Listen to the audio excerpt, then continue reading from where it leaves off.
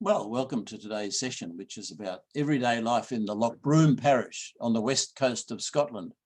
I think one of the most beautiful parishes that we will see in our journey, perhaps the most beautiful in Scotland, but of course you could debate that over many glasses of whiskey. It is indeed a very beautiful part of the world. When I asked the chief's daughter yesterday, the chief's sister, really the current chief's sister, yesterday, was it the most beautiful parish in Scotland? She told me that the sun goes down pretty early because of the high mountains all around where people live. I wasn't sure what that meant. Today's research has been undertaken by Peggy MacLennan Parkinson, who lives near London in Ontario. She's unable to be with us here today, as are a couple of other apologies have come in for various reasons. But Peggy, we're very grateful to her for having done this research and also for having, put together so much enthusiasm into the subject. So this is what we're going to try and do today. We're going to use the old statistical account to try and find something about the everyday life of people in this part of the world in the 1790s, which is a long time ago. But we use that time because it's a time when we don't see so much. The migrations are just starting, the sheep are just starting to arrive, these sorts of things. In some places, they have not yet arrived. And we'll look at these things that you see here listed on the objectives for today's meeting. These statistical accounts that is our main source for this exercise were put together were oversighted or encouraged by this Sir John Sinclair of Ulster, who came from the very north up there in Caithness of Scotland. And not only were they like economic things, but they also tried to evaluate how happy people were. And he will come into our story later, quite importantly in this particular parish. On the right-hand side here, you see the first page of this old statistical account. And you'll see down the bottom here that it describes it as the far greater, I'll just turn on the laser pointer. The far greater part of this parish consists of wild, uncultivated mountains and hills abounding with rocks, mosses, that means peat, and heather. This is the sort of thing you see in this part of the world. The account actually wasn't written as is normal by the current minister of that parish at the time. It was written by this Roderick McCrae there, who was actually a bit of a minister for hire, you might say. He did odd jobs around the place, but mainly he was based in Applecross at this time. And he also wrote the old statistical account of Applecross. So he knew quite a few parishes. We'll talk more about him later. It's in the county of Ross and Cromarty, as you might say, or Ross-shire, as some might call it. But in fact, quite a bit of the parish was an important part of Cromarty. The Mackenzies of Cromarty were owners of large slabs of this parish. So in a sense, it really belongs to Ross and Cromarty, even though it wasn't probably called that at that time. Funnily enough, this one, it's not just one statistical account like the one you see here on the right. It actually, he did a second one. This one was done in 1794.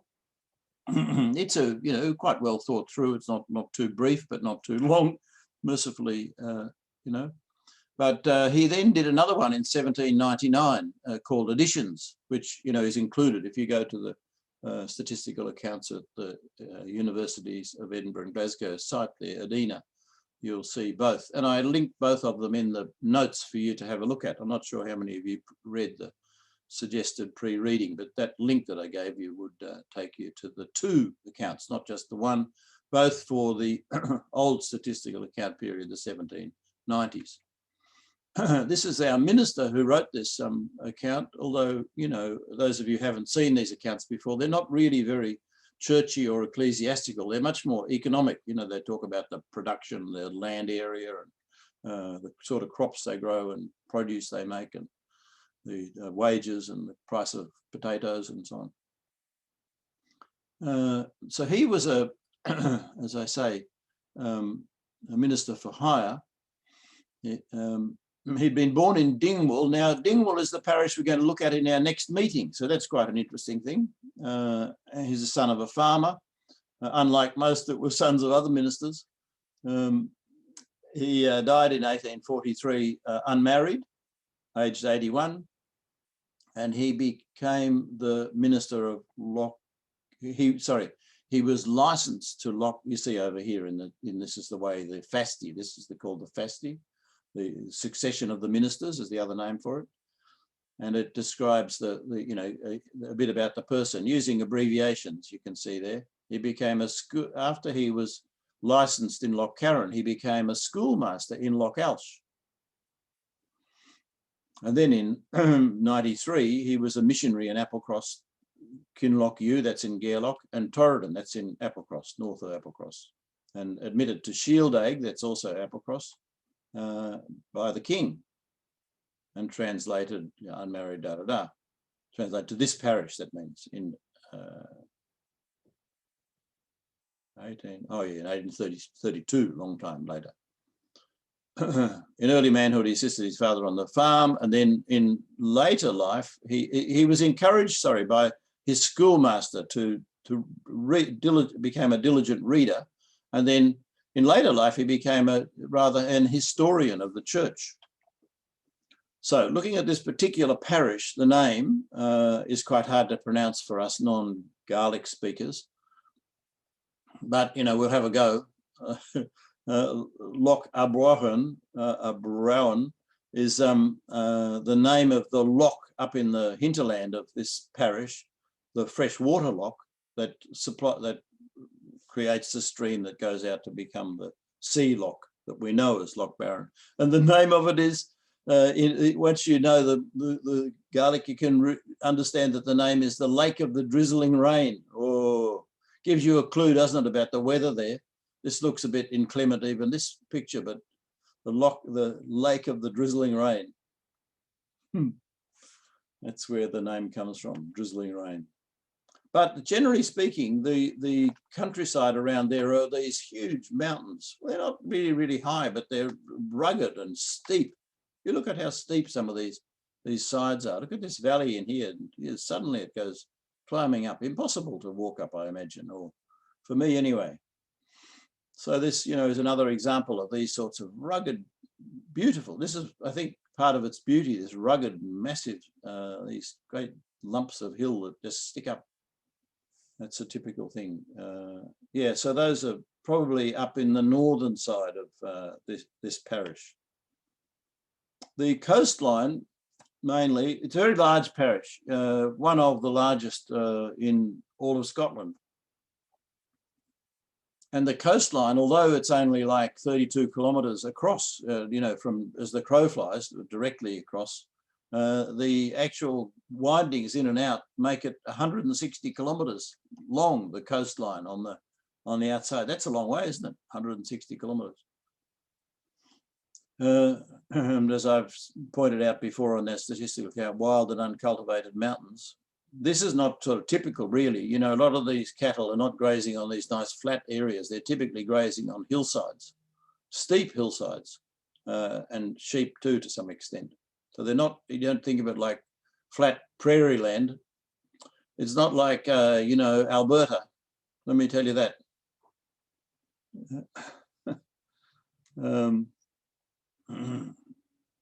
So the hilly, that's the key word there, hilly cattle walks, and a few valleys which are very fertile. Just that's a normal thing, isn't it? Such a small amount of the whole parish area is these fertile small valleys. So here's just a bit of a snapshot of where it is in relation to the other parishes we've been dealing with. Here's Tain over here, and this is all the East Coast parishes, all quite small. And here you've got Conton, sort of mother lode of many McLennans. And then you've got Kintail down here, Applecross, Gairloch, we're going to deal with later. And then it's in the most northwest corner of mainland Ross-shire. And these are the two main characteristics here. This is LOCHBROOM, this whole loch here, sea loch, and these are the summer isles out here. And here's this long peninsula that goes up right up here. Koigach goes up into the top corner. And this actually was the area most populated at this time when before the town of Ullapool was built. Ullapool was just in construction. We're lucky to have a description of the town of Ullapool, the beautiful little town of Ullapool, just being started right at the time of this statistical account. So it makes it quite a unique parish for us to look at. Okay. So here's a modern map overlaid with some towns that are, these towns will be on the exam. Let me tell you that. That's important to remember all these. The key place to remember is this word Clachan in here, Clachan. Now, Clachan is a word, that we see from time to time, and it's a little bit confusing, I think. At first, I thought it was something to do with a cemetery, because often, the word Clachan is used to describe like the Kintail cemetery is actually an old ruined church that has a cemetery all around it, and in it even the old church, roofless church ruins have headstones inside. But in fact, the term has changed a bit from time to time, but the sort of more strict definition, it means more like a village with a church, actually. That's what it means. And so you shouldn't really think of the word Clachan to mean the church or the churchyard, but more about a village that has a church. That's more the sort of strict definition. And so Clachan at the time of the statistical account was the headquarters of this whole parish here. But as I say, the biggest population was way up here, so it's quite difficult for this fellow, the minister here, to go up and service the biggest population up on this peninsula. Just coming back down here, then you've got Little Lochbroom over here, and you've got this place Dundonald. That'll be mentioned quite a few times today, so you've got to know where that is. The Dundonald River flows through and into Little Lochbroom there. And here's that loch that we were talking about, the Drizzling Rain Loch, the one that is the source of the name for the parish. And that flows down in this direction, meets another river coming down from this loch up here, and flows out through here, past the Clachan and into the Lochbroom. This is the sea loch, but the name of Lochbroom, I've just added that there actually, but this all out here is still called Lochbroom, this water out here. And so what haven't I mentioned? Oh, along in between there, you've got Braymore, Glackor and Crofton. Someone's got a microphone on. And Clachan, those little places there, they're going to be quite important to us, and you should remember those because we're going to need to know them. And Ullapool, which is here, is on a beautiful little headland that sort of protrudes out into the main loch, and so there's a sheltered port in behind that little small headland in the loch. Brand new, still under construction, sparkling new houses at this time. Just before we leave that, let's look at the neighbouring parishes that we see here, because some of those are going to be interesting to us. Gairloch over here, you can see it in the modern map, there's a road going across to get to Lochbroom. There was no road at that time, and in fact the road, this road, the yellow road, in the 1790s was just under construction. There had not been a road to this parish from anywhere up until this time. What an amazing thing to think of, huh? Hard to imagine that for us today. And then the northern side, we know it's in the northwest corner of Ross-shire. The northern side of it is alongside Sutherlandshire. And up here is a parish in Sutherlandshire called Asint, and over here is another parish called Creek, or that's how I'm going to pronounce it, Crike maybe. And that is really more it's more connected to the eastern side, to Golspie and Dornoch and those parts in Sutherlandshire, the more populated parts of Sutherland.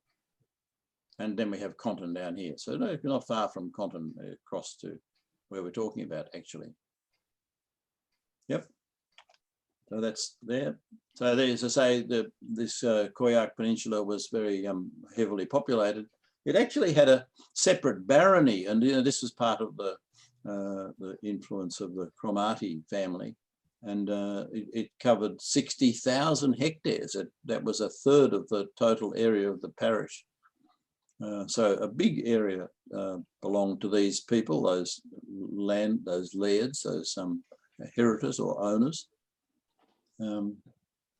Remote and rugged big hills, but looking down over the Summer Isles, as they're called, that are in the loch there, in the mouth of the loch. And this is a typical thing. This photo I used for publicity. It's actually the same sort of scene, but this one I think you can see better what's going on. So you know, here's the sort of like, oh, look at all these little islands out here in the main loch, and you know, you've got this slightly small flat area there. That's a bit of a bonus. And then up in the hills here behind, this is not quite as steep as others, but you've got sheep just getting about, you know, finding feed amongst the heather. Well, that's a typical thing. And look how steeply these mountains come out of the, beautiful, isn't it? Need I go on? These photos are taken by Peggy herself from when she was there. Not there to do our research, but she's very keen on this parish. And this is the behind where we were just looking at, is the rest of the peninsula. The highest point in the parish is actually the mountain there called Ben. That means mountain, of course, and Moor means the big one. Ben Moor Quia, 743 meters high, overlooking the Summer Isles. But you can see here, treeless, look at it, and rocky. That's the sort of countryside, very rocky in places. This grass is a bit atypical, no trees. Here's the old map, you know, the one that comes with the statistical account that has the pin marking where the church for the parish is located. And that's the clachan there, as we know from our previous slides.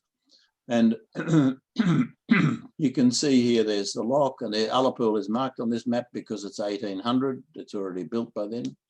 And these areas with the darker, what do you call it, reddy orangey colour, are marking the areas that are part of Cromarty rather than part of Rothschild. And you can see that whole area there, the peninsula, that's a part of that barony that we just talked about. And over here you've got another area that's part of Cromarty rather than Rothschild.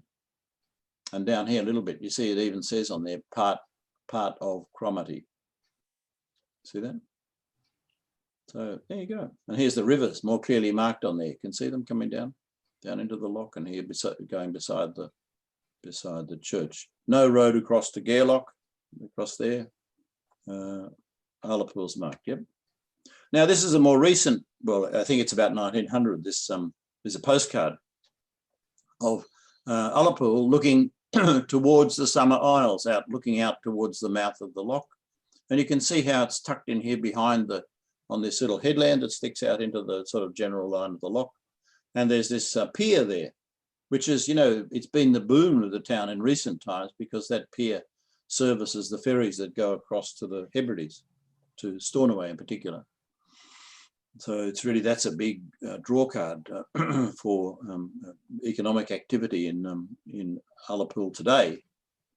But the town was built. Why was it built? How did it come about, this town? Why was it suddenly being built? Well, there'd been an inquiry into what can we do in the Parliament in London. There'd been an inquiry into what can we do to try and boost the economic activity in the Highlands, to try and alleviate the poor that we see in the Scottish Highlands. And as a result, a thing called which is known as, rather than the official name, called the British Fisheries Society was formed with this philanthropic purpose to try and build these towns and create an industry that would provide employment for the people. With great optimism, they were set up. The idea was there'd be these 4 towns. That was the original plan. They'd built this Tobermory on the Isle of Mull before Ullapool got underway. Ullapool was the next to happen. Plunkenly Town was another one up near Wick on the very north of Scotland there, mainland. And then there was planned to be one on Skye called Loch Bay, but this didn't really amount to much in the end. So these are the 4 towns that they were pouring their money into. People contributed to a fund to do it. Highland aristocrats, people, well-meaning people. And it got started. So this is a sort of, I just wanted before you, this is a modern picture. You can see this is just today's tourist town, 12 degrees there. Whatever day last week I took this screenshot of the slide. And here's that pier that we just saw a minute ago. And you can see here that the cruise ships are coming into the loch. You can see how secure it is around there behind that from, you know, winds and so on, safe port. But I really like this picture because it well illustrates how steeply the mountains and how barren the mountains rise out of the loch. Just along in here where the town is, it's a little bit more civilized, but up here, you know, just wild high mountains rising almost straight out. And in fact, when you go there, around here at the back of this side, the southern side of the loch, it's very steep, comes almost, you know, 45 degrees straight out of the water. Rather than the road comes along this way coming into town. But on the other side, there's no road at all because it's just too steep to have a road there. And what would you want a road for anyway? Because this is all just rocky headland here, but beautiful. So Ullapool itself was a work in progress at this time, as we can say. The society had bought 930 hectares of land in LOCHBROOM and invited proposals to build a warehouse along the lines of the warehouse they'd already built to the specifications of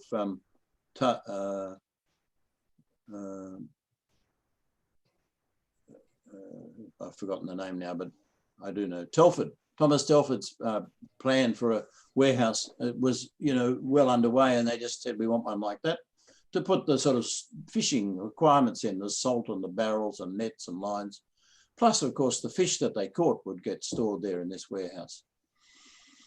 They also proposed that they asked that someone propose that what the pier should look like, where it should be located, and that it had to be, but it had to be of masonry, not timber. And they were looking to build an inn like the one that they had at Tobermory as well.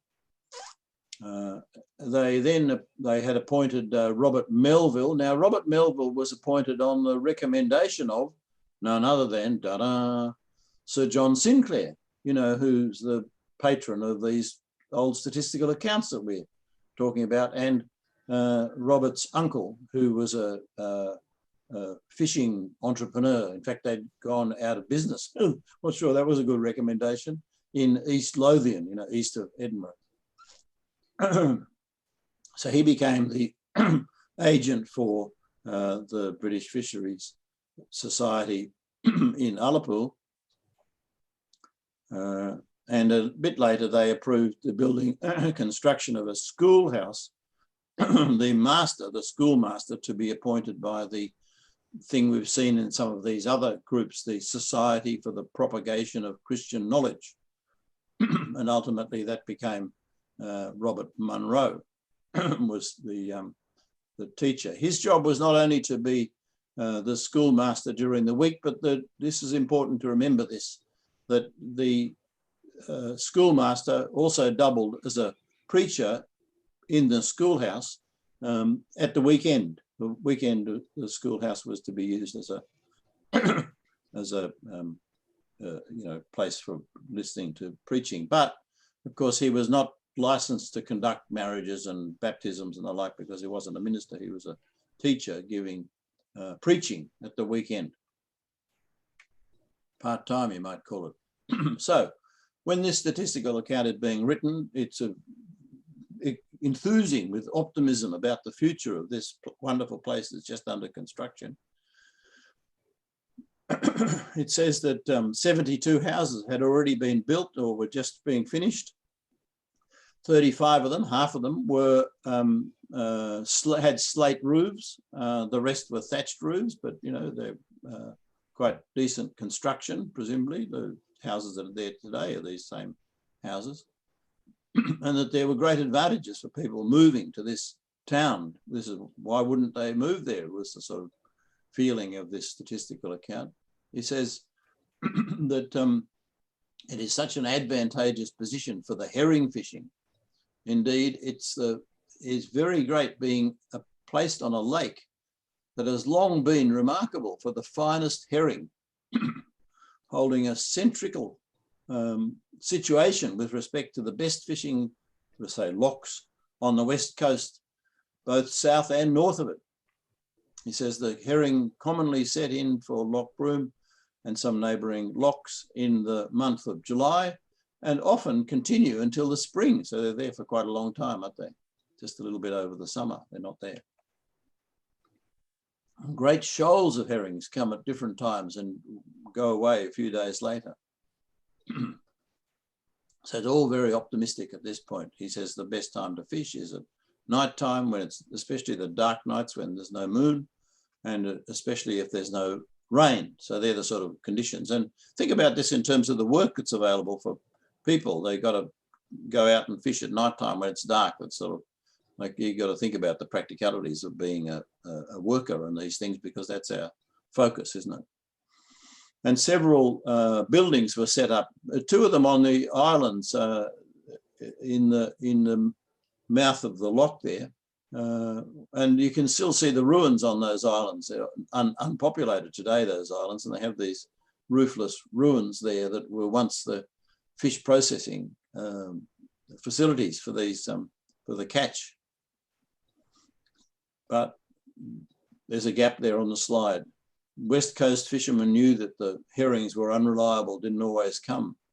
And only in 1798, that's not long, that's a decade only since they built the town, the herrings disappeared, and Ullapool was in ruins. It was just, you know, it ruined the economic proposal that was Ullapool. The herrings moved on, and the herring fishing fizzled out. Disappointing, huh? Robert Melville himself, the agent, you remember, had been the person who actually built the houses and the pier and the store, the warehouse. So, you know, he not only was the agent, but he took advantage of the opportunity to get the contracts to build those things. So he did all right, you'd think. He also owned 3 ships, and he was involved in the trading of the herrings. You know, he bought the herrings and resold them to merchants in Glasgow and Ireland and so on. In 1794, he was appointed the captain of the Ullapool Volunteers military unit, right? So this is the sort of the times we're talking about. And in due course, he became the commander of the major commandant of the volunteers. In fact, a list of the people who were available to volunteer is a very important resource to any of you who are looking to research this particular part of the world.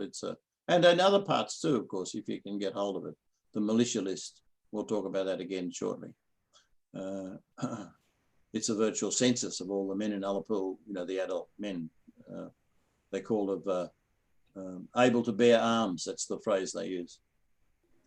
But by 1802, the volunteers were disbanded. And I think this is quite funny. As part of the disbanding, his you know, men, you might say, his military colleagues, gave him a gift of 2 dueling pistols. And this is one of them here that you see a picture of. That's the Ullapool Museum recently bought these pistols, and they actually have his name on here, Robert Melville. It says on that little plate there on the side of the dueling pistol. He apparently was a bit notorious for rubbing people up the wrong way, you know, riding roughshod over other people too, because he had the sort of clout that was needed, you know, like he was the agent and also the builder and everything else, and the major commandant. But he apparently was not very kindly to some of his people, and I don't know whether he needed the dueling pistols to, you know, deal with his enemies, perhaps. Challenge people to a duel. You know, that's a bit of research waiting for someone to do, I think. And by 1803, he was bankrupt. So, you know, that's a rise and fall story, if ever you heard it. And his assets were sold off. Okay, so we talked about where Clachan is, and I'd like to hand over to Stephen now to talk about the church a little bit. Stephen. Sure, thanks, Bruce. Can you hear me? Yep. Great. So here's a picture of the church, and you can see that it's nestled right up against these steep mountains that Bruce has been pointing out all along, and consistent with the coastline that we've been seeing. It also has a cemetery, which is still a very active cemetery, and houses a number of McLennan ancestors as well. One of the particularly interesting pieces of information with regard to this church is our current clan chief was baptized in this particular church, as his father Ronald, the previous clan chief, raised his family in LOCHBROOM. So this church has a particular significance to the clan. Unfortunately, in 2016, they decided to close the church. The last service was in late 2016, partially due to the fact that it was in need of significant repair. At the time, they thought it was going to go to private sale, but a heritage group in the area was able to raise funds and purchase the church. And in 2018, it became part of the Clackan Heritage Society. And so the goal is to restore it to the point where it can be used for weddings and other events. I don't think it will be an active church at any point. The other notable thing is actually the term Clackan, as Bruce has pointed out. So there has been a religious entity on this site for over 1,000 years. The church that stands there now was built in 1817, and there really isn't any remains of the prior church from the time of the old statistical account, as they just rebuilt on the same site. And so there really isn't any artifacts of that other than the cemetery itself. A fellow last night. But another term for this fellow, one of the leading lights in the group was on our meeting last night, Stephen, and he said that the last burial there was a Donald McLennan only a few weeks ago, and when they were digging, to put the. I asked him about what the old church looked like before this 1817 one, what it looked like in the 1790s. And he said that when they were digging for the grave, they revealed some footings from a previous church as part of the digging. How good is that? But they don't know what it looked like. They have no idea. So, yeah. So they obviously took over some of that real estate to expand the cemetery. One of the other notable pieces here is again, the term Clackan, as Bruce has pointed out, is often referred to as a village with a church or an old cemetery. But the ancient meaning goes back to the Druids, where it's spiritual rocks that were used for mystical purposes. And so because there has actually been a church or a spiritual process here for over 1,000 years, it's also possible that Clackan could refer to some ancient stones that were present and part of the spiritual or mystical activities that existed in the area prior to that. Anyway, that's an interesting theory on my part, but there's no great evidence of that. Next slide, please, Bruce.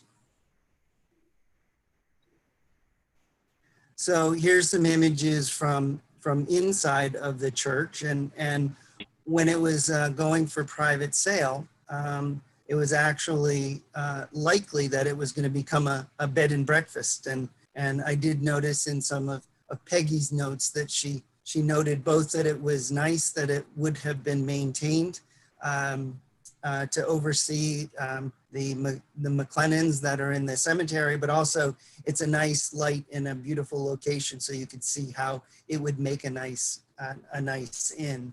But as I mentioned, it has been taken over by the Heritage Society with the idea of updating it so that it can be used for specific events. One of the things that I just want to note about that is the fundraising is ongoing. I believe there's a Facebook page about it. But one of the key activities is a walk that was organized by a Donnie McKenzie, and this is particular. Whoop. Will you stop, Stephen? No, we've lost you. Whoop. We better press on then. Donnie McKenzie died recently, that Stephen was just mentioning. Yeah, but he had a walk or yeah. I for some reason it just lost. I lost the whole Zoom program, but which is unusual. Yeah, good.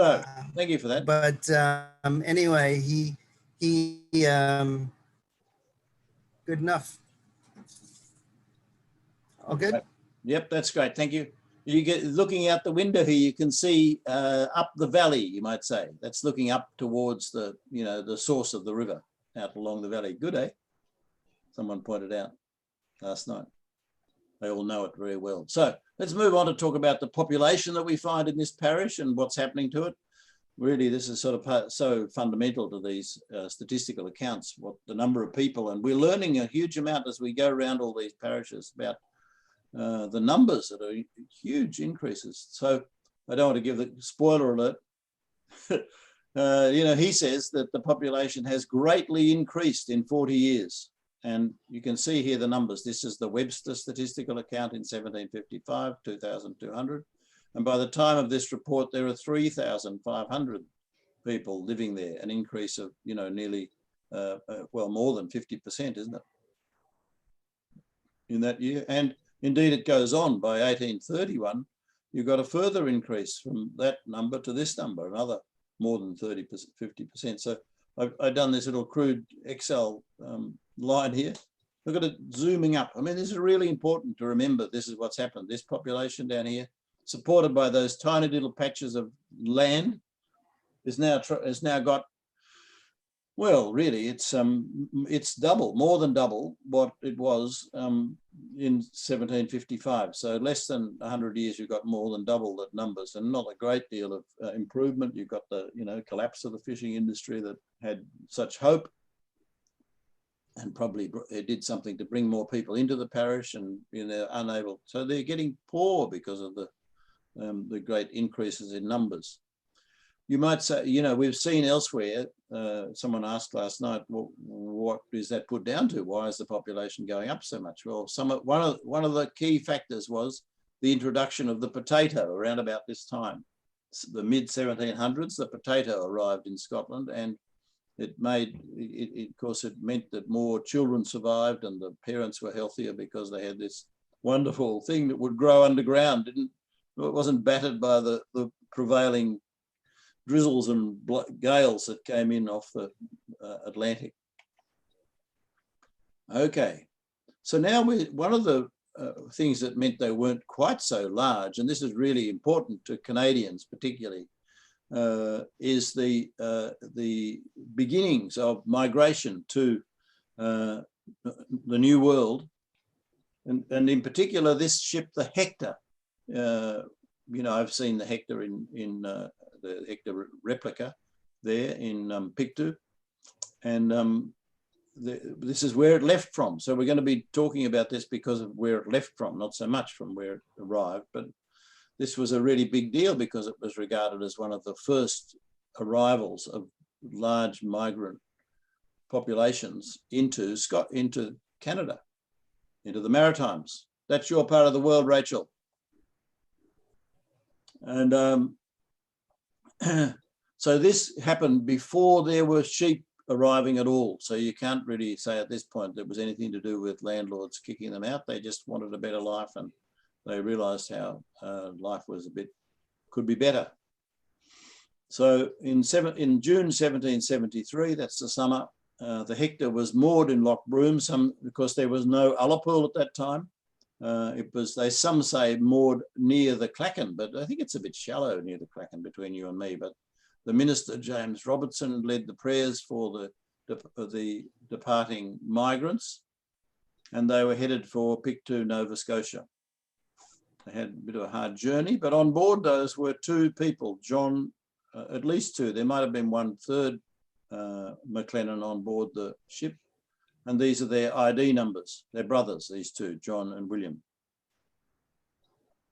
And here we have, this is the heritage key there at Pictou, which has got a whole memorial to this whole, museum to the Pictou, and the population there put money in to build a replica of the Pictou some years ago, of the Hector. And this is my photo just opposite this is the same, this road in front of this building is this road along here. The building is just here. Can you see where I'm pointing? Just over here. And opposite that is, look, our tartan there, Clan MacLennan, because of the McLennan migrants that were on that ship. How good is that? And there's a lovely little museum there, the Nicholson Museum in New Glasgow, just near Pictou, that has a lot of documentation. It's a private museum, quite an unlikely thing, and mainly devoted to genealogy. I'd recommend you go there if you're interested in researching this family. It's a good museum. This is John himself, 26906 in our terms. And this is, you can see here on his page, it's a bit obscure, but that's that's his page there with, he migrated on the Hector. That's what see the ship property there, 1773. He died in Pictou County, Nova Scotia in 1829. Here's the other evidence in here about his life and so on. His children were baptized by the minister who was resident on PEI at Belfast there, who travelled around a bit, John McLennan. So you see, children being baptized at the McLennan Brook in Nova Scotia, near Pictou, by, got a McLennan father and a McLennan minister baptizing them, and the child has a McLennan name. How good is that? And there's a McLennan mountain there too that was named for those people, and you see baptisms there of children in McLennan, who lived in McLennan Mountain. All good. Very early. We have quite a lot of people in our database who lived in Pictou generally, like we've got 83 individuals who died in Pictou, for example, just, one example. So I'd recommend you look it up if you've got Pictou connections or any Nova Scotia connections, really. Our collection is pretty good in Nova Scotia. Always happy to add more, though. Soil and produce. Let's look at the soil and produce. This is like what happens, we know there are only tiny percentage of the land is available for agriculture compared to the huge steep mountains that we see all around covered in rocks. He describes the soil in those areas as fertile, but shallow and rather light and jingly, whatever that means. The crops are the usual sort of suspects, and lots of potatoes. Of course, when it's so wet and everything, potatoes do very well and have the effect of increasing the population. He says that in recent times they've been using, they call it manure, of course, but we would call it fertilizer, which is from a sort of sandy deposit on the north side of the parish that they bring by sea and also by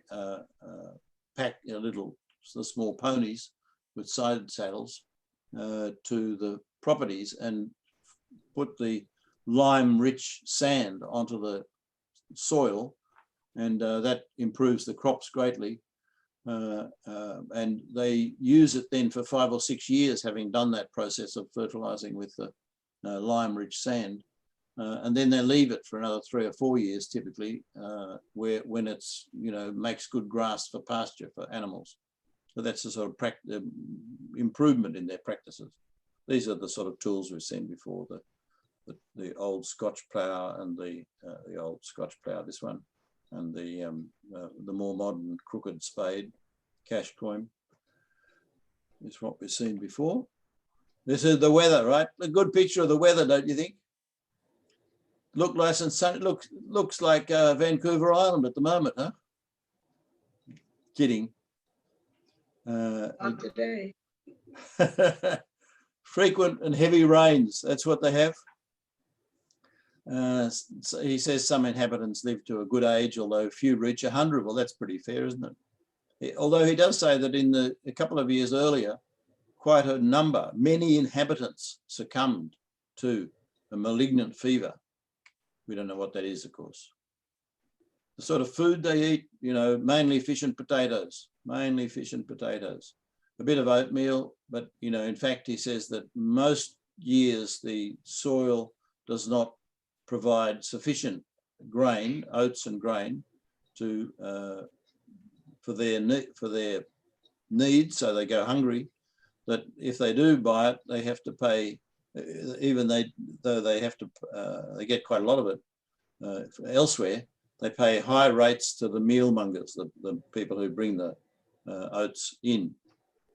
So, you know, that really indicates that they're struggling, doesn't it? That they're going to be a bit hungry and poor and, you know, good candidates for migration. These are the typical houses that we've seen previously, timber frame like that, split sometimes, big rocks around the base, thatched roof on top, maybe no windows, maybe one window like this. It's one central door. Often the animals live in the same, one side the animals, the other side the humans. No chimney. That's a typical like house. These rocks are all just put together with mud, so you know they can up stakes and move the rocks somewhere else, as if they don't have enough rocks generally. There's a typical house, you know, no chimney, just the pots on a fire inside, smoky inside. People smell of smoke in their hair and everything, clothes. Maybe no windows. The roof covered in thatch. It's possibly, you know, it might even be turf and heather, things like that, rather than like a typical Anne Hathaway thing with grass. There is another alternative, though, just to make a bit of a hole in the roof to let the smoke out. It's not that common. Here's a typical, you know, view of some thatch type roof, you know, with heather probably on top, and maybe this is even growing, this plant here. Look at that modern newfangled idea there of having a chimney. Okay, now, Lisa, this is for you. Are you listening?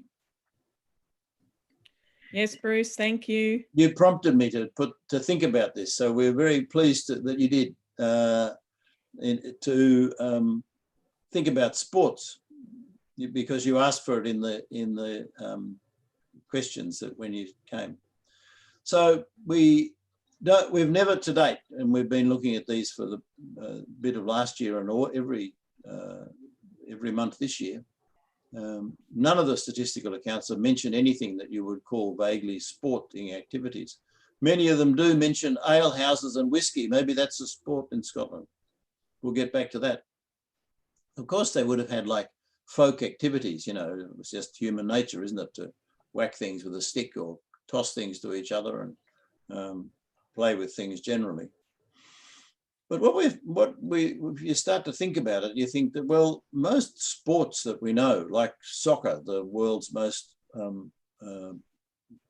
played ball sport, wasn't codified till 1877 in England. Rugby, a bit similar, you know, the 1870s was, you know, beginning to get codified in the form that we know it today. There's one for you, Dave. And but however, golf was a really big thing in Scotland and goes back at least 600 years. In fact, in my research about golf, I learned quite a few things. There's a book about the Gleneagles course, which is the sort of authority on ancient golf, written by a fellow called Robert Johnson McLennan. He's number I10604 in our database. There you go. Robert Johnson McLennan. A journalist who died in Switzerland. He wrote the book in 1919 about the history of Gleneagles, which is one of the in Perthshire. And then you've got, of course, St Andrews in Fife, that's even older. But yeah, it goes back a long time. In fact, King James II banned the playing of golf because it took people away from the martial arts. So that's a bit of a clue what they thought in older times things like sport were meant to be for. But then he relented a bit and said that it was only banned for people of not childbearing, of able to bear arms type age, you know, that from 15 to 50 you weren't allowed to play golf, but from the older and the young were able to play it. Golf, it was spelled Goullff. We did find, though, this picture, which, you know, it's a picture from the Portrait Gallery in the New Town in Edinburgh of a minister skating on a lake in Edinburgh, skating. And the picture comes from the 1790s. It's known as the skating minister. That's the common name for it. And this fellow, the minister, there's a bit of a story. It's regarded as a Scottish icon, this picture. You know, this is a story about Scottish culture when they show this picture. They sent it to Sydney, as I say, to be part of an exhibition that was on here for the traveling around. Robert Walker, he was, and his father had been a minister at the Scots Kirk in Rotterdam. That's the background of this story. So actually, he learnt to skate as a boy growing up in the manse in Rotterdam, where skating, you might like to say a few words about that, Stephen. Stephen's a skater. Sure, yeah. So skating actually goes back about 4,000 years and is believed to have been initiated in southern Finland, certainly in Scandinavia. And at the time, it was really used more for crossing of frozen or barren areas. And they used the rib bones of oxen and reindeer and elk for their blades, as opposed to what we think of as blades today. And what you see in the picture here is the steel blade mounted to a wooden platform that's then strapped on to a shoe, which was a Dutch invention. And so it's not surprising that because the Dutch took on skating as such a societal activity, that he learned to skate here. Also of interest is that in Edinburgh, where he's pictured here, is the first known organized skating club in history. And the second one was in London. And so the UK really had the organizational structures put around skating that built what we have today, even though skating really isn't something that you correlate with Scotland or Great Britain. So there you go. There's an iconic picture. You like it? Yes. Thanks, Stephen. That's really great. So, Lisa, for your benefit, I looked for the sort of sports that are played at modern games, you know, Scottish Highland games, they're called. And you'd think, well, this might give us a clue to what was done more traditionally. And this is a photo that I took at some games I went to at Portree, not far from Lochbroom on the Isle of Skye. Beautiful little bit of land up above the sea there, the harbour really of Portree, called the Lump. It's just this little thing, and it's a bit different to the games that I've been to in many other places, in that it had a little running track. You see here, this little witches' hats that go around the outside. People ran around there, so they had running races. Of course, there's no fixed size to this, and they're not trying to create any records, probably for even the same course. But the running was an activity they were doing here. There's a long jump course here. You can see the men are in kilts. That's a part of the thing. The women often are doing other sports and in kilts too. So weights are a big thing, you know, but the weights that they're using, you know, these rocks that they carry about, or they throw weights over bars to see who can get the highest. They're all a bit like variable from one place, one event, one year to another at the same place, or even from one place to another. So I don't know that they're really like a very organized thing. They're just more a cultural thing. Some people say that the Scottish Games played a part in these Highland Games played a part in the overall look of the Olympic Games, because there was a Scotsman there in Paris while the Olympic Games are being devised or thought about. And typically there's like a march to the Games ground, as that you see the opening ceremony at the Olympic Games is. That's a bit of a stretch, I think. But anyway, let's get back. Oh, definitely, Bruce. I think the organisation of the Scots certainly helped the start of the Olympics, don't you think? Well, that's what people say, yeah.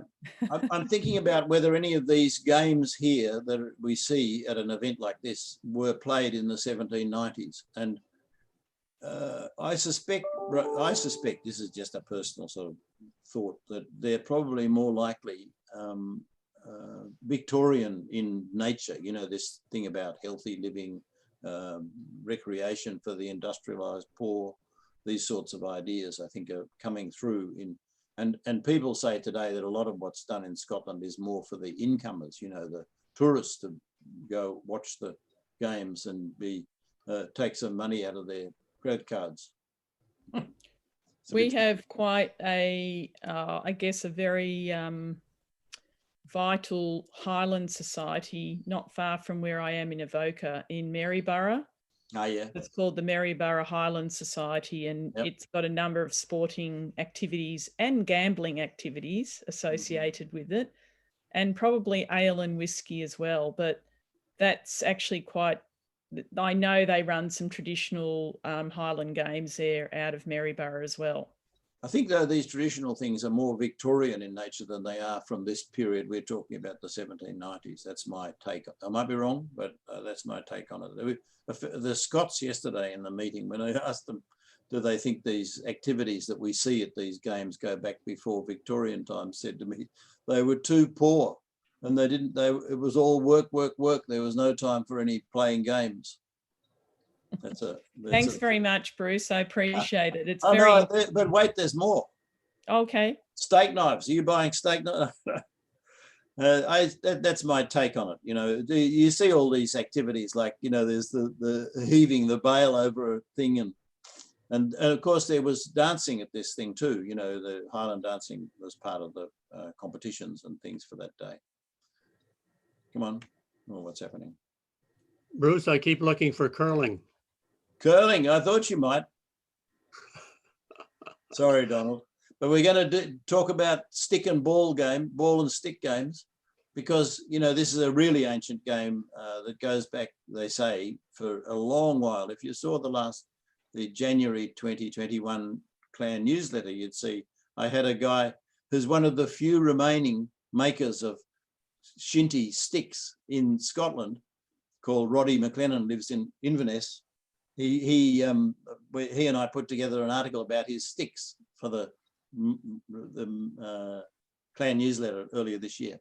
Anyway, shinty is really based on hurling. They're the same origin, the same sport, and it came with the Scots when they came from Ireland to Scotland, and bringing this game with them. Some say it goes back many hundreds of years, 1,000 years even. But of course, a bit like we talked about a minute ago, the codes, you know, didn't really get codified, and in fact, the association, Camanach, that's what it's called in the Gaelic. And, you know, the commentaries are often given in Gaelic, not in English. And the interviews and so on, you know, are done in Gaelic. And the famous commentator for the sport in Scotland is called Hugh Dan McLennan. And we're going to hear a little bit from him soon. He had agreed to come to our meeting last night in the UK, but in fact he had to withdraw because he had something else he had to go to. But we'll see him a bit more in a minute. But, you know, he's a fluent Gaelic speaker and commentates in the Gaelic just as he comfortably. It's his first language, probably. Yeah, and it's often played. This is coming back to whiskey. Whiskey seems to come into it, whatever happens. This game is often played at New Year's. It's played between 12 men on both sides, or if it's women playing, it's 10 women, 45-minute halves.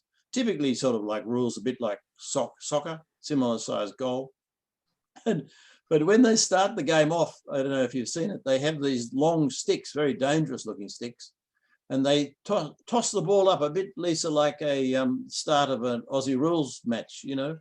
They toss the ball, which is a sort of cork with leather on it, up in the air, and the sticks are held up, not hit it on the ground, held up and whack the ball in the air in the direction you want your team to go. Pretty exciting, dangerous. And hacking is the big penalty. You get a penalty for hacking. That means hitting the other person's stick.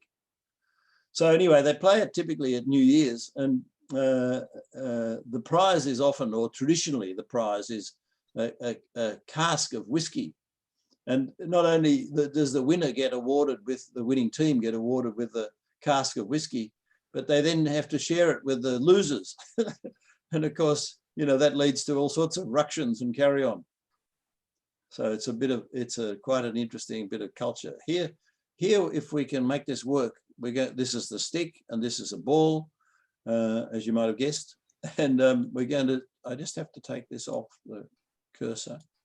And then we're going to hear Hugh Dan speak about his start in the game, how he first got engaged. This is our man, Hugh Dan. Some of you will remember him if you were at the last gathering. He came to our dinner. I suppose my first memories of shinty are when I would have been about 4 or 5, because being brought up in Poole near Fort William, shinty in the early 60s was about the only sport we had, and we were very lucky, I suppose, in a way that in 1964 Kilmallie won the Camanachd Cup for the first time, and that was the first time I ever went to a Camanachd Cup match, cup final.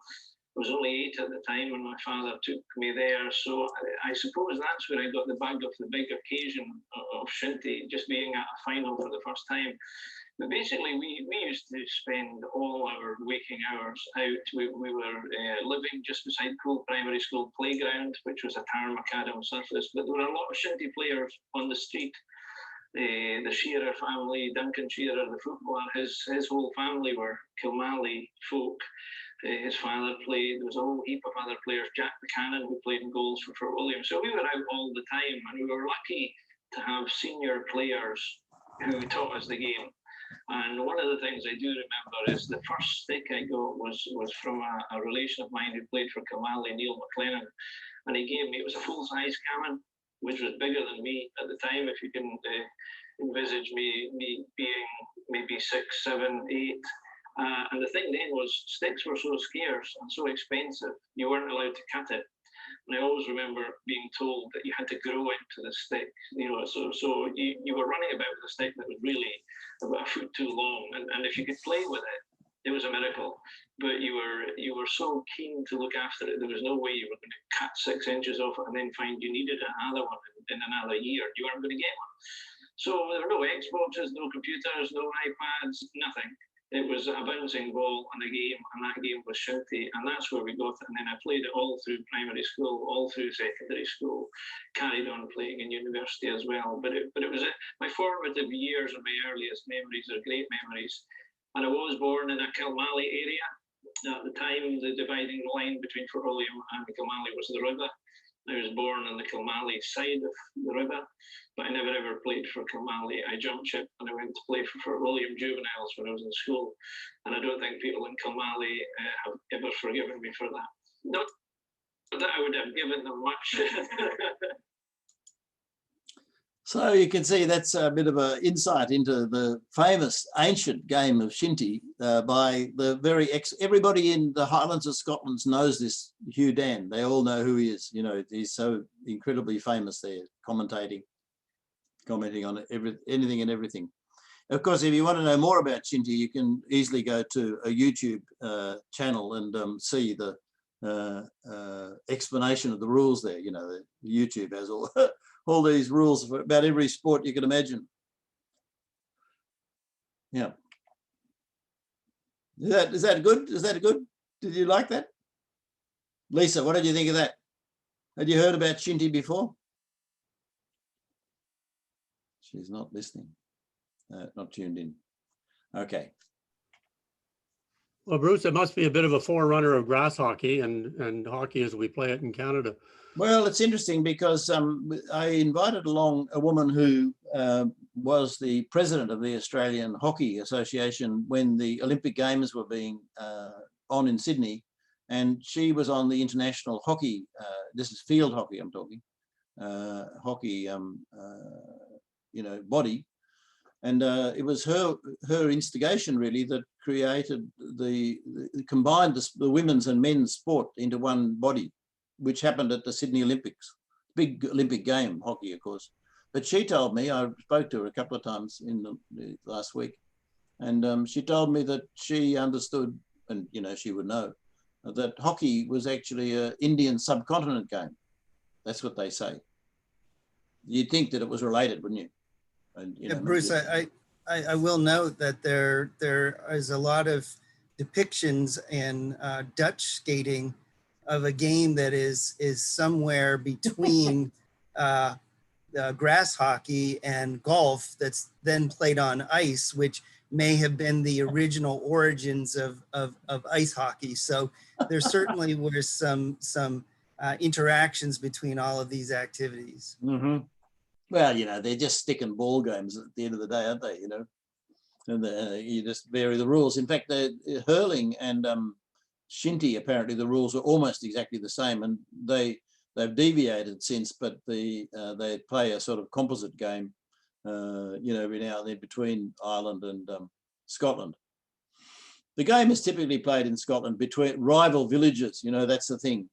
Like Kingussie and Newtonmore are two places south of Inverness that have a traditional rivalry, and the same in Bewley and Lovett. They're two teams that fight it out every year. Who's going to win? And then, of course, share the spoils of the whiskey. Okay, getting back to our line of thinking here. We're seeing in this parish the arrival of the sheep, unlike what we've seen in the 1790s in other parishes. Unlike, they come, typically a decade or so later in other parishes. But here we're starting to see sheep walks, as they're called. Of course, there was no barbed wire in those days, and they had to have stone fencing. He says that lately sheep walks have been introduced to some parts of the parish, reducing several honest families to hardships. Whole districts have been depopulated by the introduction of sheep. Where formerly hundreds of people could be seen, no human face is now met. And that generally there was complaint about the oppression of the landlords by the oppression of the people by the landlords. This just gives you an idea of the sort of money that people earned. You typically see this in the statistical accounts. 9 pence a day was the typical labourer's pay. Women servants had 20 shillings per year. I don't know why they didn't say £1 there, really. That's what 20 shillings is. Some of us will remember. Ploughman earns £4 a year, and they're the sort of prices they pay, 2 pence a dozen for eggs and so on, herrings. He says there are mineral springs there in this place, Lochbroom, which has got, today it's famous for a fancy garden that's there, benefiting from the Gulf Stream and the rain. There's a sort of like tropical almost garden. But in fact, nobody who was in the group last night, the people who came from Lochbroom, had any clues about these mineral springs that he talks about being there today. So I think we can probably skip that thing. If anybody goes there and finds them, let me know. So transport's an important thing. We talked already about how there was a road under construction. We're just talking a little bit more here about how much that road cost. This is the road from Ullapool to Dingwall. Goes on that route of the current road. It cost the £4,500, quite a lot. And there were many bridges to be built. It cost a little, you can imagine with all that rain, it would often be crossing streams, burns. This is a typical photo of that parish. This is we think the headwaters of the parish as you're driving along that road. So if you're looking at this is coming along here, this little bit near, there's some falls up here that are famous, a gorge. This is just on from the gorge, and this is the stream here coming down the river. little bit of arable land. But look how steeply the sides come out. This is impossible. You couldn't put even sheep on there. Goats wouldn't even go there, I don't think. Many freshwater lakes that have trout and or salmon on them.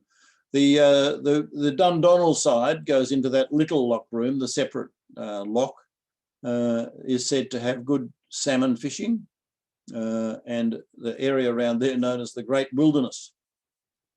Semi-wild sheep roam the area. Harbours, quite good. You know, the 6 vessels belong to Ullapool. At that time, there are no ferries going across to, talked about anyway, going across to the Hebrides. That's so important to the economy there today. And these 2 fishing stations on the Isle of Tanera and the Isle Martin that are 2. This one here is quite on the Ullapool end of the mouth of the loch, and this one's much further along, employing 40 seamen. See that? Quite a big employer for this small parish. Small in numbers. He says there's no manufacturing at this time, and he becomes quite keen on this idea of manufacturing taking place in this part of the world because of like industrialization happening elsewhere. He says we should do some, but here they should do some. They've got a good safe harbour, he says, and a new quay for shipping goods in and out, receiving materials. They could set up manufacturing, he says, and the local people favour setting up a weaving mill, you know, like weaving, manufacturing. That's what typically we think they mean by manufacturing. They're not talking about making televisions or motor cars, are they? Not in the 1790s, they're not manufacturing. He says, though, that there's no appetite amongst anyone with any capital to set up this manufacturing. No opportunity. That's a big thing to say that there's no appetite for someone to invest in that. So it would have to be done by the Fisheries Society, he says. Well, that wasn't going to happen, I'm sure. They had other priorities. They wanted to do fishing things. There had been some years ago a lint manufacturing station there. Lint, we think, means linen, and we think it means making linen, of course, from flax. And flax does grow reasonably well in this part of the world. We've seen little pictures of that on previous meetings. But that's, you know, gone, no longer there. Now, schools. Stephen, can I hand back to you if you're... Sure. So the area didn't really prize education much. There's very little support from the community, but the parish school was not considered to be substantial. And in fact, the teacher was only paid £12 in the parish school. Of interest, however, is that there were 2 British Society schools, one in Ullapool and one in Little Strath, which had much better attendance than the parish school. And interestingly enough, at least in Ullapool, the teacher was paid £25 a year. And so there appears to have been a little bit more interest in the schools there. But I just want to read a quick section of the statistical account to give you an idea of how Reverend McCrae saw the support from the community. This is partly to be ascribed to the stupid indifference in generality of the people with regard to the want of due encouragement from those who would be ready to promote the improvement of people in this way. It is a general and well-founded complaint that schoolmasters meet with too little encouragement in most places. It is certainly a grievance which merits redress, and that men of liberal education, so laboriously and usefully employed in the service of the public, should labor for such a small pittance. So that sort of gives you an indication as to the issues of the community supporting at least the parish school within this very rural and large community. Remember that Clachan was also located in an area where a large number of the population did not live at this time. And so there may have been some disparity in the location of where those schools were as well. Next slide, please, Bruce. So we'll talk a little bit about the heritors of the region and the rents. So there were 5 proprietors that managed the land in LOCHBROOM. All 5 of those are listed here, but the one that I want to really point out is the Mackenzie of Dundonald, as he's the only one who actually lived in the parish at the time.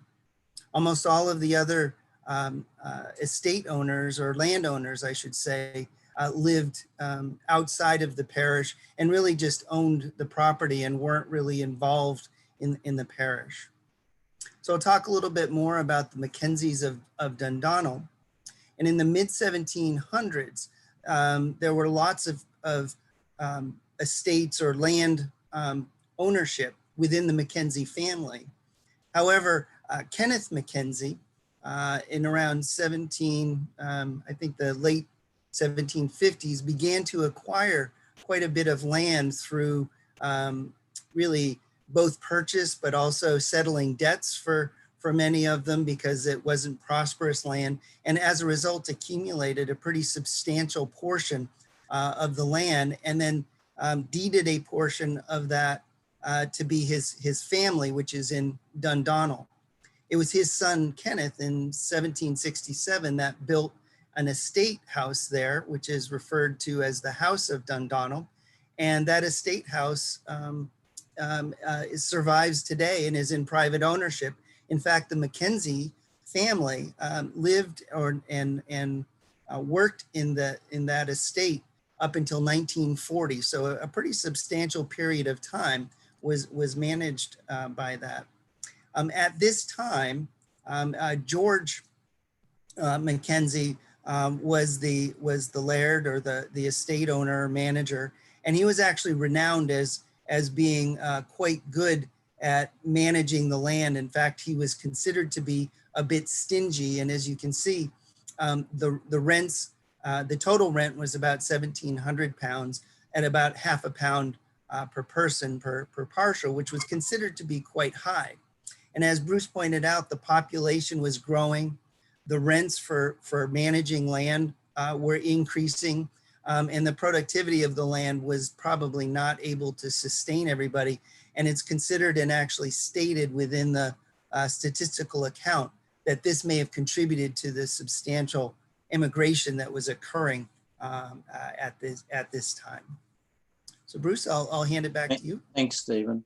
I'd like to mention also this Tulloch, Davidson of Tulloch. This family are from Dingwall, and that's the parish that we'll be looking at in our next meeting, Dingwall. It's a bit like Tain. It's one of those market towns, and quite a central, it's the central place for all of Ross-shire, really. Davidson of Tulloch, and they're going to come into a story here as well in a minute. Let's talk about the ministers, because they're quite interesting. The first one from once the Reformation took place in Scotland, here, look at this date here. John Munro was said in the Fasti, that's the place where we read about the history of the succession of the ministers, was slain by Mackenzies at this time. Well, that's pretty impressive. And then 100 years or so later, you have a Farquhar, as they say in Scotland, Farquhar, we would say. McLennan is the minister there. He has come from Fodderty. That, of course, is a parish near Strathpeffer. Strathpeffer is in Fodderty parish. And he was admitted in 1656 to hold the charge, as it's called, the parish, you might say, in conjunction with his father, Farquhar, also called Farquhar, same name. I know these people from Fodderty because they were for a time, the one who was there in Fodderty was expected to go and conduct missions in the Strathconan, which is so important to McLennans. But he refused to go because it was too wild, and he feared for his person being molested by the wild people who lived there. And he got his entitlement to be a minister withdrawn for a time, but then reinstated. James Robertson, who comes a bit later, he was there at the time of Culloden, is quite an interesting fellow. He's known as the Strong Minister, obviously in the Gaelic language, but he's called the Strong Minister.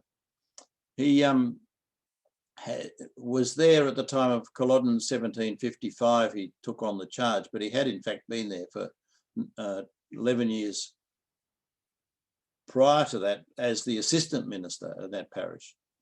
In this parish we're talking about. And it says in the Fasti that that many of his parishioners disregarded his remonstrances with respect to joining the Jacobite cause, right? So they're putting a good light on him in the subsequent Fasti to say that he advised them don't go. But they disregarded him. However, after Culloden, he went to Inverness, and on behalf of his congregation members, who were then, of course, being rounded up, often shot in the days after Culloden, by the Butcher of Cumberland, as he's called, the son of the king, that he went to Culloden and advocated on behalf of his congregation for leniency. So that was a pretty, waited on, means he went to see him. Later that year, 1746, he travelled at his own expense to London to intercede on behalf of prisoners, his congregation who were prisoners, and he's given the credit for having a grant of clemency given to this fellow Hector Mackenzie from that parish, who had been condemned to death. That's a pretty good story, isn't it, about the minister doing good works? Now, the minister at the time is interesting too. This is his, the years he lived. He was an MA. He was appointed by the Mackenzies of Cromarty. That's, one of the heritors, as we know now, the patron of this church, not the king, but this Mackenzie. Alexander Stromark had studied at King's College. That's a really old college in Aberdeen there. He graduated in 1764, and he was licensed in Tain, a parish we've seen already, in 1770. That's quite a few years after that.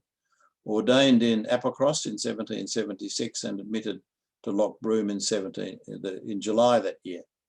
But he seems to have neglected his duties, this fellow, because he was, not only did he not write the statistical account, read in brackets, if you will, he was too lazy to do it. And someone else had to come in, this minister for hire, McRae, to write it. But by 1798, he was suspended because of his, we don't know why, actually. I don't have any reason why he was suspended, but he was suspended. And his place was taken by a temporary minister called Reverend John Kennedy. Now, Reverend John Kennedy is well known to people who study this part of the world in history, because he later went to the Black Isle as a minister there, and his son, also called John Kennedy, was a most famous preacher. Like, people flocked from all around to hear the sermons of John Kennedy Jr. And, he's one of the great preachers of this time that many people know. Moving on then to the minister after the one who's there during this statistical account and looking at the next minister. He had come from that parish that we saw, you remember, over to the east of Lochbroom Creek, where he'd been a missionary there. And he had been educated not in Aberdeen but in Edinburgh, so he's much more Edinburgh-focused person. He was licensed there in 1802. And he didn't at first take up he had been appointed to Rotterdam, where the skating took place, right? So he actually was at the same church in Rotterdam that we saw that earlier minister was in as a boy, the skating minister. The skating minister was licensed to preach at age 15. That's pretty amazing, isn't it? But he came back. He came back from Rotterdam because of ill health, and was appointed to superintend the production of the second edition of the Gaelic Bible for the Society for the Propagation of Christian Knowledge, second edition. So that's a big role in the life of things happening in Scotland. He was then presented by the Cromarty Mackenzies again. Mrs. Maria Hay Mackenzie is the, got the title then, in 1807, and he was admitted in 1808. And he's going to come back into our story very soon. So remember that name, Thomas Ross. He's the minister after our current one. Let's get on to this subject that we always look at. How many McLennans were there in this parish? Well, you can see the usual big ones that we see for the early 1800s. These are births from our dynamic statistics on our clan genealogy page. Look for clan stats in the left-hand menu and the clan statistics. And you can see here, it's a middle ranking parish in terms of the number of, but it makes it to the first page. It's the last one on the first page in terms of numbers of births in the 1800s. These are very rough and ready figures because we don't know of all the births because of the way that information was collected. We have quite a number of McLennans there, though. You can see there are a number of McLennans being born and dying, and the average age and the sort of number of people who both were born and died there. That militia list I talked about a short time ago has 8 McLennans on it, so there are quite a few of them. It's only a page or two long, and there are 8 McLennans there, one of whom is related to a group we're going to talk about in a minute. Here it is. So I just want to talk about this particular McLennan. This is that person, Alexander, known as Sandy's page on the clan records. And you can see there, if you look at this here, we have we have him being born in Lochbroom in 1802. One of those people in the statistics we just saw there, the first decade of the 1800s. And if you look here, we've got the citation. That means the quotation of the information that's in there for the old parish registers. And then we have the transcription of that record. Here's actually, and we've got down the bottom of the page, we'll have the actual record, the transcription, see media below. Look who baptizes him. Reverend Mr. Kennedy baptizes him. How good is that? While he's there on the locum in that parish. That ties in totally with what we just saw, doesn't it? That the minister himself was suspended and John Kennedy was there as the minister and he baptized this boy, Alexander McLennan. So he joins the 79th Regiment, although he has no English, he's a Gaelic speaker only. And he goes to Canada doing soldiering in Canada for 21 years. He's a soldier. I don't think he was there for the War of 1812. He'd be a bit young, wouldn't he, to be there in 1812. But, obviously he's soldiering around different parts. He marries a girl who's a servant to one of the officers in the regiment that he's a member of in Canada there. And they go set up home in Simcoe County, there in the western side of Ontario. And they have quite a few children. I don't know if you can see the children on that picture, but no, you can't. They have quite a few children who live there, die there, and so on. And he dies in Simcoe County in 1888 and is buried in the Innisfil Cemetery there in Simcoe. Well, that's a typical story. His father, you can see in the thing here, his father is the grounds officer for Mr. Davidson. You know, we saw he was one of the heritors Stephen was talking about there a minute ago. How about that? All ties together. You think I'm making this up, don't you? Well, there you go. We've got some facts there to prove I'm not. We were very fortunate, and I came across this book, actually, this book here called Researches After My Relations. From a number of people that I had come in contact with as part of our documenting the McLennans. They had it separately and they weren't sure where it had come from and so on. But this is a book that was written by John McLennan in 1898, and he calls it Researches After My Relations. And he talks about visiting his, distant cousins and whatnot in Lochbroom, when he was younger, and a little bit hard to follow in places, but it's a really valuable document for understanding how they all fit together. This this John here was a son of Sandy's brother Hector, and he was born. This was the older brother, born in 1796, but he went then to London and other parts as a manservant. He left Lochbroom and worked elsewhere. He had a son, Hector. Hector's quite a common name in that part of the world. And not to mention Hectorina, right? That's another good name for a girl, Hectorina. And the son Hector, Hector Jr., you might call him, was in Glasgow and Aberdeen, and that's the father of John here. And John's grandsons moved to many parts of Australia, Adelaide, Perth, Armidale in Melbourne, Brisbane.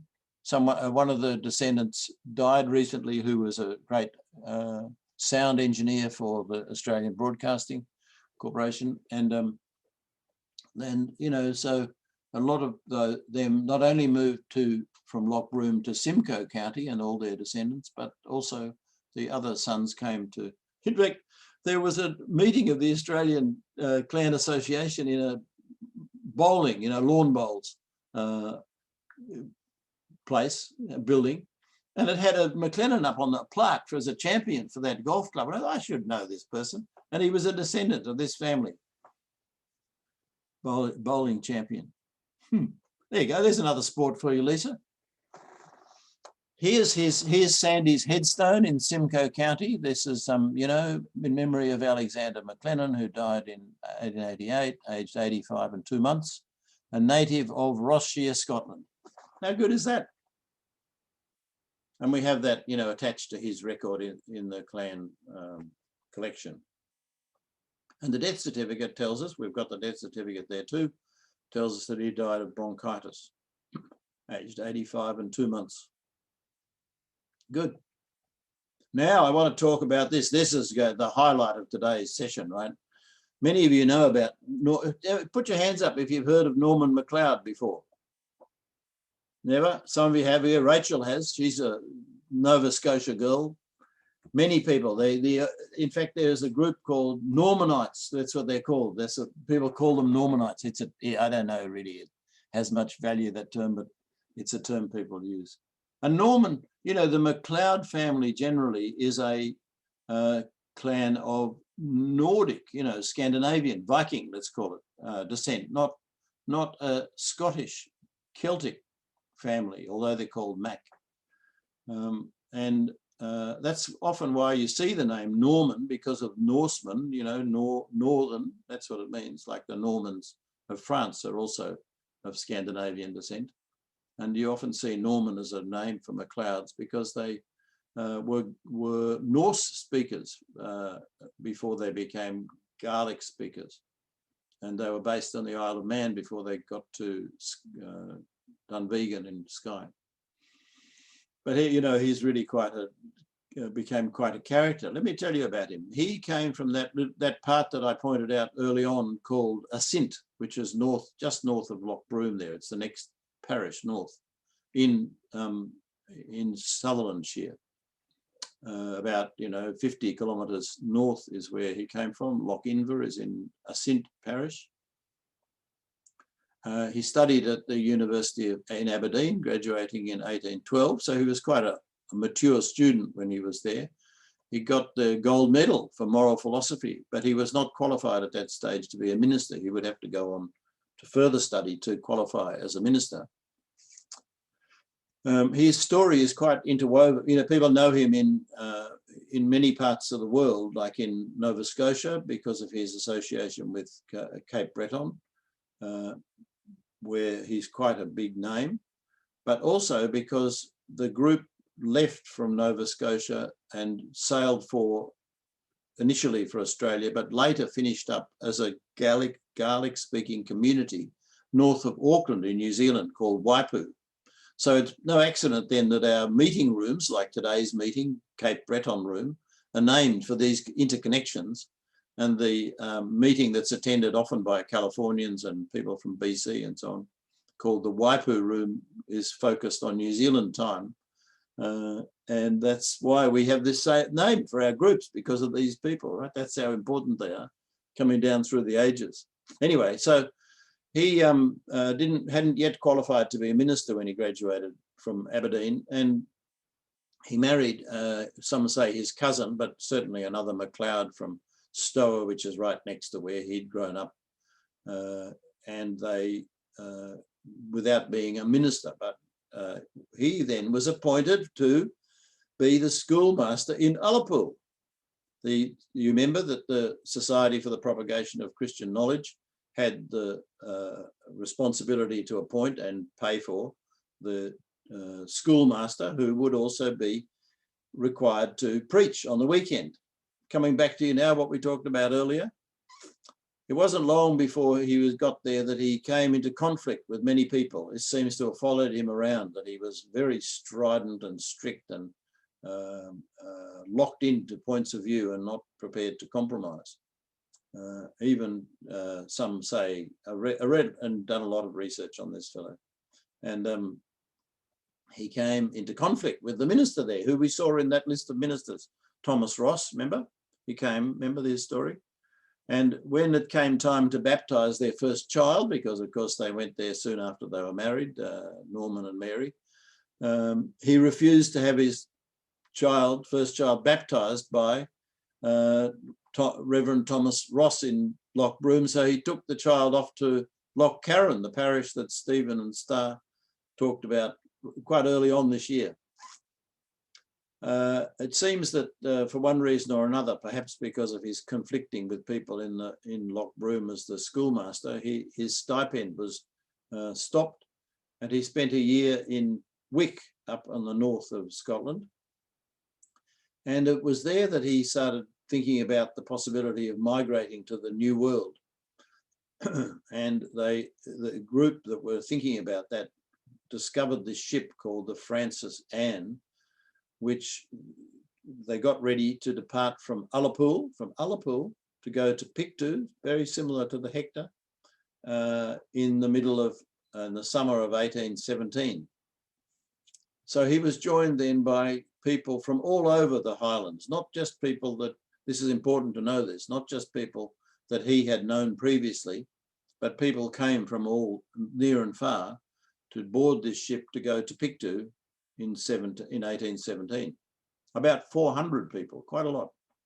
The partway along the sea journey, the ship seemed to be lost at sea in the storms and so on, and the captain was talking about returning to Ireland to safety and because of provisions. And Norman, though, persuaded the captain that they should continue on because he had an understanding of navigation and seamanship from his time living up there on the sea north of Ullapool. On board the ship, as they were heading for Pictou, he would conduct the everyday church service, prayers for the journey and so on, so that he became something of a leader of those people, even though they had not all known him. Some had from being his time in Ullapool, but most had not up to that point. But of course, with the story about him saving them on their ship voyage, having had conducted prayer meetings and led them, he was building a community here that became the nucleus of his group that arrived in Pictou, where there was no minister at the time in 1817. So he sort of took on the role of being their sort of spiritual leader. And that's really where the story about the Normanites begins. After some point, they decided that it was a bit wild and sacrilegious there in Pictou, wild part of the world that it is. And they decided to push off, and they'd heard about, apparently, this is how the story goes, they'd heard about how good Ohio was, and they were heading for Ohio, and the story goes that they got lost in a storm and finished up in a place called St. Anne's Bay, which is north of Sydney on Cape Breton. And this is the map here. Just look at this map. I was on a trip there, and you know, you head around the Cabot Trail. It was a beautiful time of year, the fall, and leaves were a lovely colour and so on. And St Anne's Bay is here. This is Sydney here, and it's up here, quite a big bay. It was named by the French, not by, it was already there, but it had been abandoned by the French a century or two earlier. There's a thing in this St Anne's Bay called McLeod's Point, and I'm heading around this Cabot Trail, the famous, you know, tourist thing to do, and coming down the, I suppose it's the western side of the bay, I see this sign saying McLeod Pioneer Cemetery. So I screech to a halt and drive into this thing. It's a nice little lump that's on the side of the, here's the bay in here. And I leap, I see this table stone, as they're called, there. And I get up on the table stone to take a photo. Well, my wife takes a photo of me doing this, you see, send to the family, you know, along the lines of, look what I have to live with. I think that was the unwritten subtitle, Donald. What do you reckon? A very candid shot. Look what I live with. Anyway, it turned out to be a great success, this photo that I took there, because I'll just show you the picture. This is my photo that I was taking when she took the photo of me. And these are Norman and Mary's children. This is a child, the first one called John Bunyan MacLeod, who was aged 20, had been born in LOCHBROOM when they were there as he was a teacher, schoolmaster. And this is a child aged 2 years who died in 1829. Was on the, and most people don't know these dates. They haven't been up on that table stone, Donald, to check it out. If you look at, you know, ancestry trees and stuff, they don't know when they say about this time or something. They don't know the exact date. Little do they know. It's right there to be written in stone for them. You probably did some good photoshopping on that one, Bruce. A little bit, yeah. That'll be our next session, won't it, tomorrow? It's legible now, though, but a bit of, you know, the levels in Photoshop, that helped. There you go. So that's a little bit of a story. And of course, you know, they go on, as I've said, to most of these people left St Anne's Bay. They built their own ships and travelled all the way to Australasia and set up this Gaelic-speaking community there north of Auckland. Quite a story. Good story to follow. I've been to all the places where he was in New Zealand as well. Big museum there where they were to their time. A lot of McLennans were with them on that journey. Not all, I would say, knowing the individual McLennans who went to Waipu, I would say they weren't like cult followers. They weren't cult followers. They were just people looking for a better life, really, and that was a way of doing it because the ships were going from St Anne. I think it's quite harsh, St Anne's Bay. The winters are harsh and the surrounding countryside isn't very good. In fact, they left there in rather dire circumstances. They, you know, unlike most Presbyterians who don't like help from others, governments especially, they were so impoverished when they left that they had to ask for help from the government to see out the last winter they were there. Barbara knows about this story, don't you, Barbara? Yes. Wasn't there some potato blight too? Yeah, that's it. Yeah, that's sort of like hard times. Yeah, potato problems. Thank you, Barbara. Yeah, so let's just talk a little bit then about the general observations that the minister's making here. He says it's close to the sea, good fishing, good shipping, maybe. He says the people are poor. That's a general thing that we're seeing, isn't it? That they're not thriving, that's for sure. The sheep farming is becoming an increasing problem. And he recommends, though, that not only the reduction of sheep farming, but the introduction of manufacturing. He proposes that there be 4 separate charges, you know, ministering areas for this parish. It's too big, he says, to properly minister, and that might improve the education and so on too. Better roads and bridges, he's talking about needing those. The roads need repairing. He suggests that there be a ferry service to Torridon and to Skye. I won't spend a lot of time on this, but there is an island, one of the islands in the Summer Isles, the most westerly of the islands, is called Priest Island because it's said that a popish priest lived there.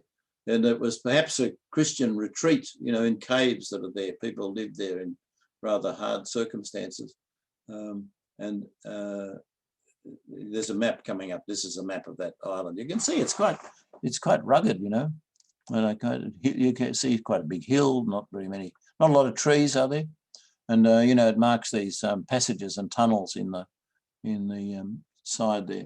Way out here, you see, here's Ullapool. You've got to go quite a way out to Priest Island. Here's that Isle Martin, Ile Martin, I would say, Isle Martin. It's there. That's one of the places there was a fishing station. So his recommendations in the additions, the 1799 report that he sent in, statistical account, included these recommendations, and we're getting close to the end of our session now. It's a little bit over, but these are recommendations: that there be longer leases that might encourage people to improve their agricultural land, not to just use it and go. He suggests that they might even offer small benefits to tenants and to provide them with tools that might help. He's learnt the lesson by 1799, the optimism that he had in 1794, that fishing is a precarious business and can't be relied on to provide ongoing employment. Well, of course, it's seasonal anyway. And that there should be more focus on manufacturing, he says. This is the age of industrialization. And he says that there should be more schools of practical skills established that teach things like sewing and net making and spinning and the like. And generally speaking, more schools and missions are needed. That's what he says. Would anybody like to tell me some of the advantages and disadvantages they've seen in this parish, and then we'll close? A couple of people. We'll do this fairly briefly. I'd like to turn your mics on and tell me. Stephen's going to have a say, are you, Stephen? No? Well, certainly education was a disadvantage, as was pointed out by the statistical account, and obviously needed some great improvement. And even whether it was technical education or general education was something that was highlighted as being needed by the amendments that were provided. Mm-hmm. Joyce, what do you think? You girl from Edmonton? I think the geography. Yeah. Like it doesn't lend very well to farming or anything sort of thing. Yeah, good point. It's not like prairie land out there in Edmonton, is it? No, not flat. Not flat. Yeah. Geography would have probably made travel pretty challenging as well. Travel, yeah. Although, you know, people did travel by sea a lot. That's a, you know, a thing that the sea was the highway. It's such a large parish. You want to say anything, It would have Rachel? been very good for sheep either with the high hills, eh? Yeah, that's it.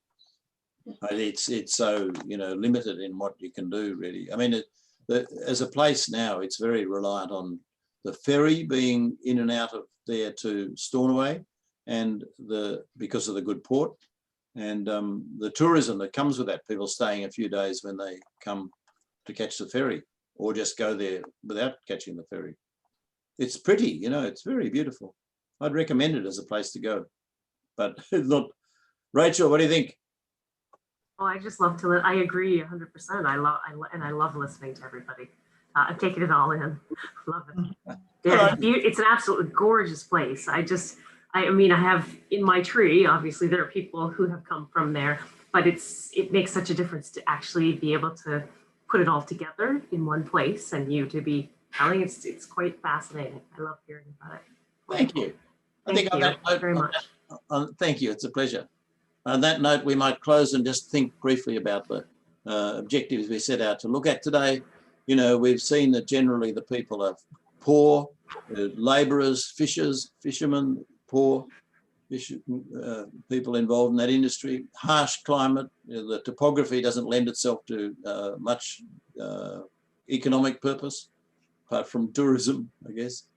And they're starting to become heavily influenced by the introduction of sheep walks and industrialisation happening elsewhere, that mean that being called to migrate to these other parts of the world, like the Central Belt, as it's called in Scotland, and also to the New World.